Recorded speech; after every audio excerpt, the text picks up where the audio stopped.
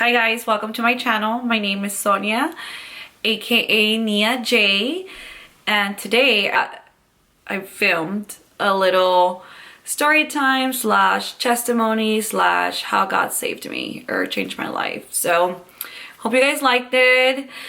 So I don't even know how to start this, but here it goes. So pretty much how my life started. I come from a very broken, dysfunctional family. Growing up, I witnessed domestic violence,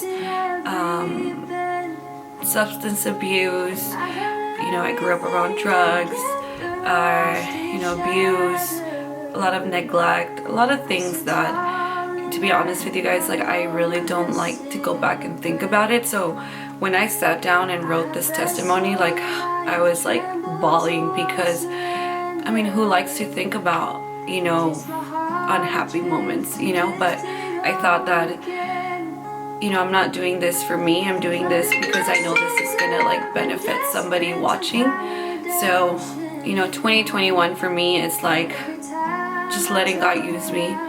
And that's kind of where I'm at, and this is why I'm doing this. But anyways, back to my topic. So yeah, I had a very broken, dysfunctional childhood. By the time I was 12, I was already drinking alcohol. Like, I wasn't an alcoholic, but I was drinking, getting drunk, smoking cigarettes. Teenage years hit, I'm fully drug addict. I start joining gangs again. I'm still growing up in this toxic environment that I kind of chose the streets rather than to be home. To me, like, the streets were safer than my own home. I started going into juvie, like, oh my god, like I love juvenile hall. Like, I met a lot of people that cared for me and that really took care of me when I was in jail or in juvie.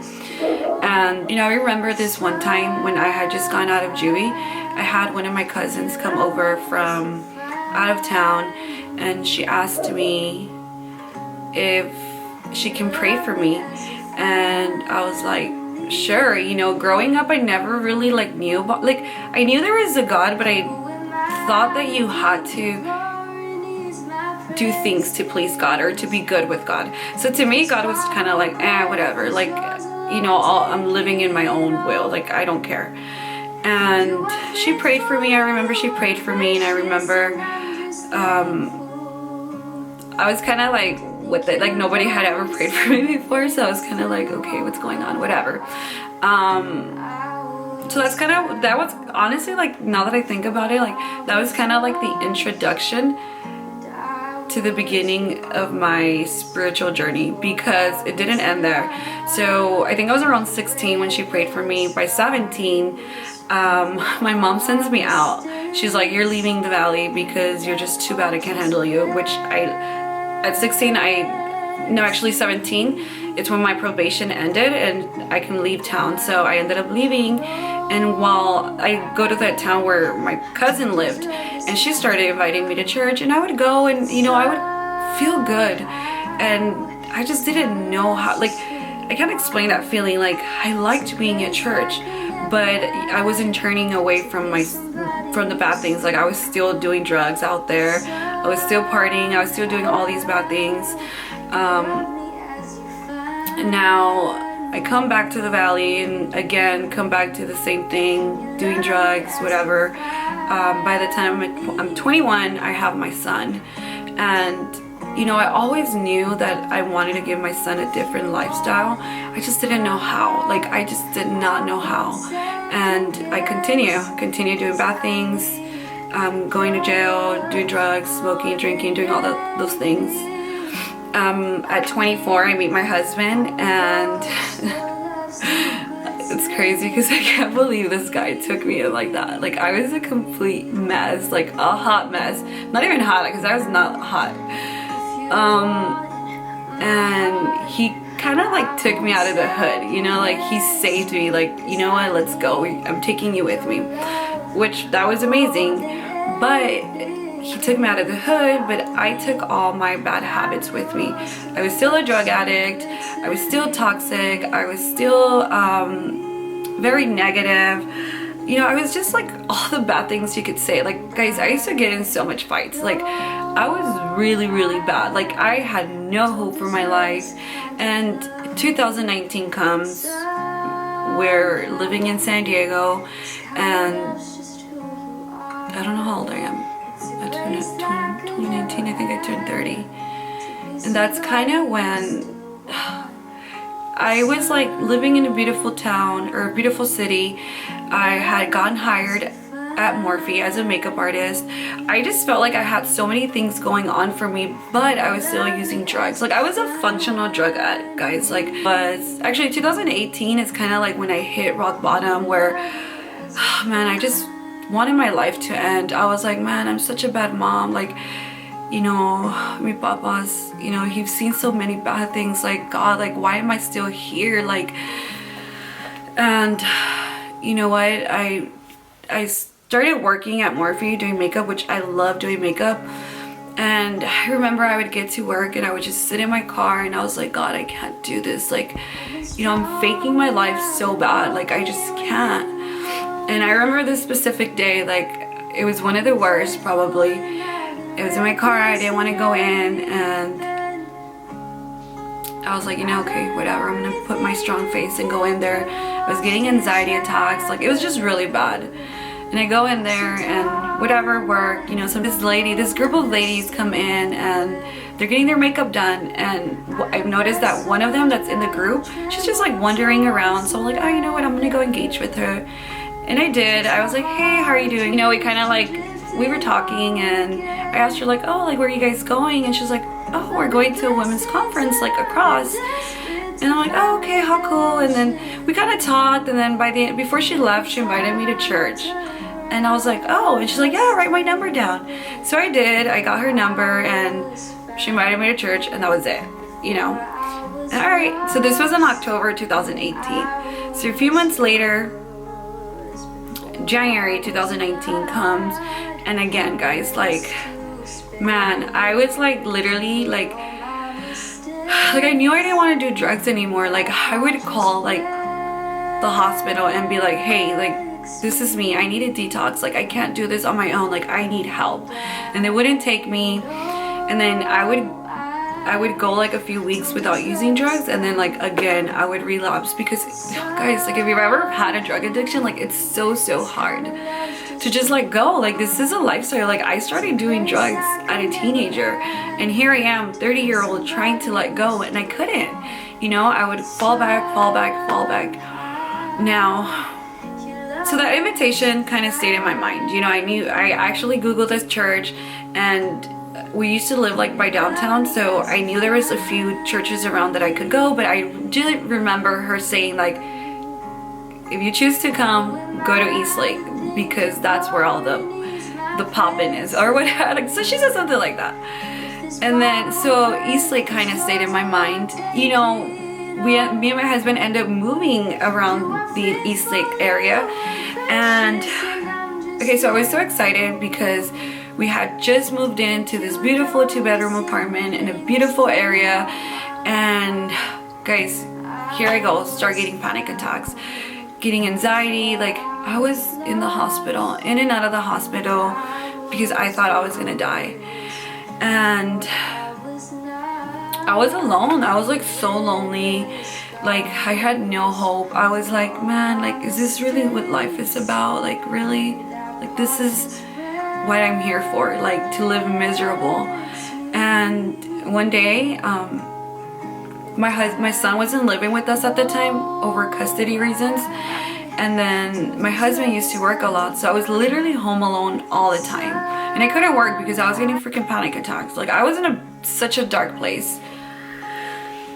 And then one day, it was a Sunday, and I was like, you know what, like, I'm gonna go to church. Like I'm gonna, like, if God can't save me from this, then this is it. Like, that's it. Like, I'm done with my life. And I remember going to church, shaking. I sat all the way to the back, and that's it.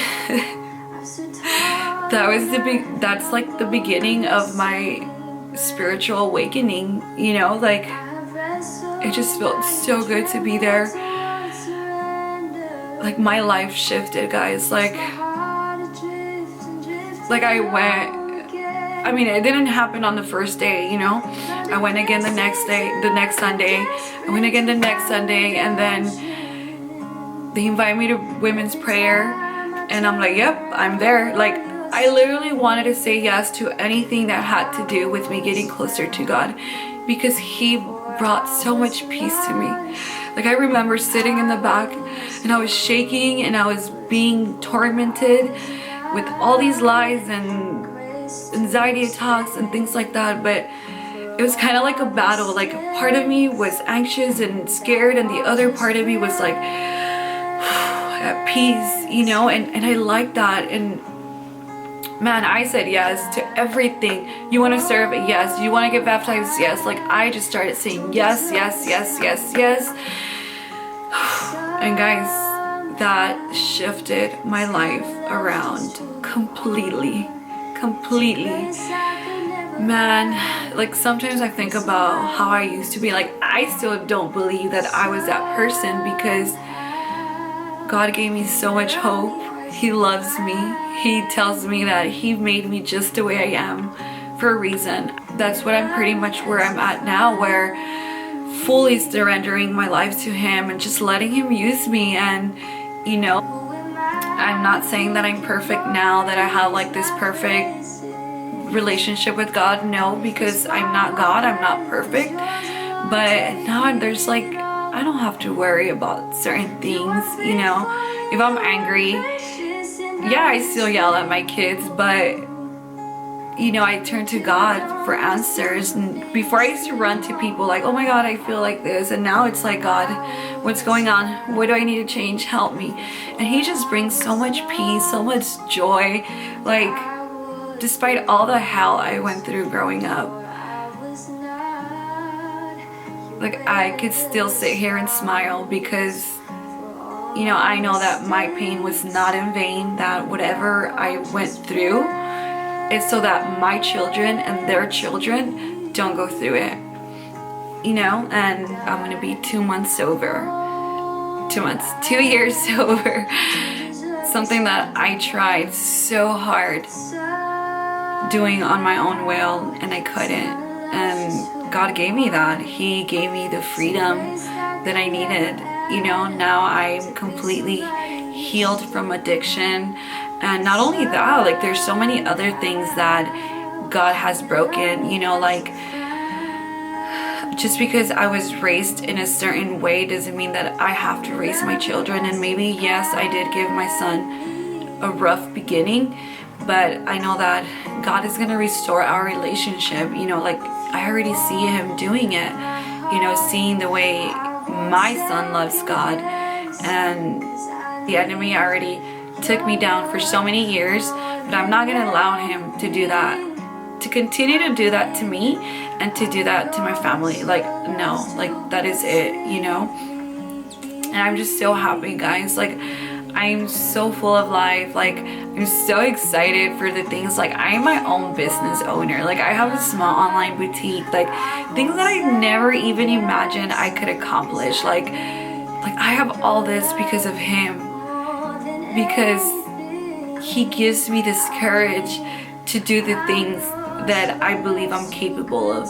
You know, like, He just fills me with so much hope. He fills me with all the positive vibes. Like, man, guys, me and God's relationship is freaking beautiful. I love it. And so I do want to encourage you guys that if you guys are kind of in that place where to turn, like, just say yes to God. Like, you don't have to change who you are to be loved by God. Like, God already loves you. All you have to do is say yes, you know. I never had to change. When I least expected, like, I was already sober for 2 months, 3 months, and I'm like, oh, like, really, like, a year, you know. Like, time goes by like this, you know. And encourage you and motivate you to do better, then you're gonna do better. But, you know, sometimes it's very important for us to set boundaries and to set our priorities. And for me, God is my number one priority, you know. God and my family and my business third. Oh, But guys, I really hope you guys like this video. I don't know if I made sense. I don't know if this is gonna touch you. I don't know if this is gonna change you, but what I do know is that this is what God placed in my heart to do, and I'm actually very proud of myself for doing this. Another thing that I want to point out is that it's up to religion to change you. It's up to God. So whatever religion you're in, like, just fully believe in God and that Jesus Christ died on that cross for you, and you will be saved, and your life will be perfect, because my life is far from perfect. But you know, I continue to put God first, and people knock me out. You know, there's mean people out there that say like, Sonia, shut up, like, you don't even believe yourself. I'm like, you know what, like, yes I do, because God gives me that confidence. You know, I get it through Him. You know, I'm the child of the Most High God, guys. Get it together. But okay guys, well, ya me voy because I've been blabbing for I don't know how many minutes. I'll see you guys later. Bye. Hope you guys like it.